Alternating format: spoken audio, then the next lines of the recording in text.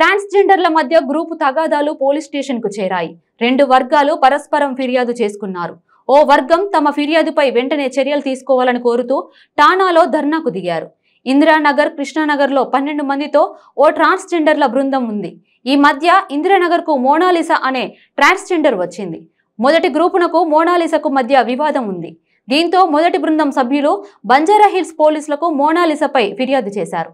మహిళ అయిన మోనాలిసా 2 పిల్లలకు తల్లి అని, ఇటీవల ట్రాన్స్జెండర్ గా శస్త్రచికిత్స చేయించుకొని తమ బస్తీకి వచ్చి ఆధిపత్యం చెలాయించడంతో పాటు రౌడీలతో దాడులు చేయిస్తుందని ఫిర్యాదులు పేర్కొన్నారు.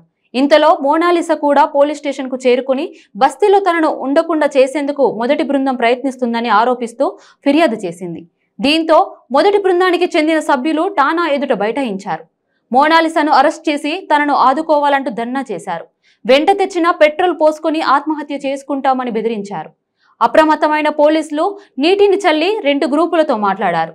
పోలీస్ స్టేషన్లో హంగామా సృష్టించి కిరోసిన్ పోసుకుని ఆత్మహత్యయత్నం చేయడంతో పాటు పోలీసులు విధులు అడ్డగించిన హిజ్రాల మీద ఐపీసీ 353, 306, రెడ్ విత్ 511 కింద కేసు నమోదు చేశారు.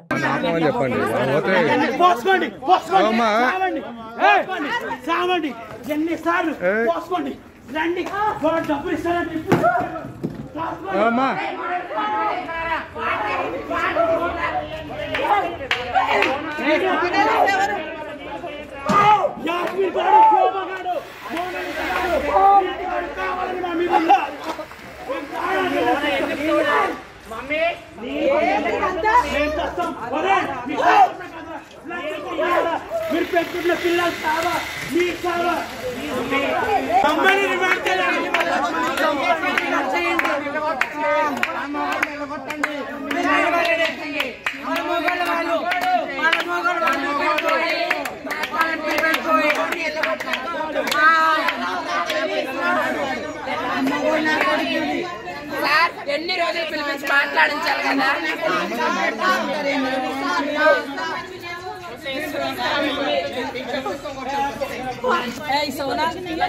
సోనా మీకు ఏదైనా బాధ ఉంటే చెప్పాలి, ఎట్లా చేయదు. సిఐ సార్ చెప్తే ఆ రోజు మాట వెళ్ళిపోయిన ఎస్ఐ సార్ మాట మీద బయట మా అందరి ముందు అంటుండో నాకేం చేసుకోనాలో నాకు తెలుసు. వాడేం కొంటాడు సార్, ఆంధ్ర నుంచి పిల్లలను వదిలిపెట్టి వచ్చాడు.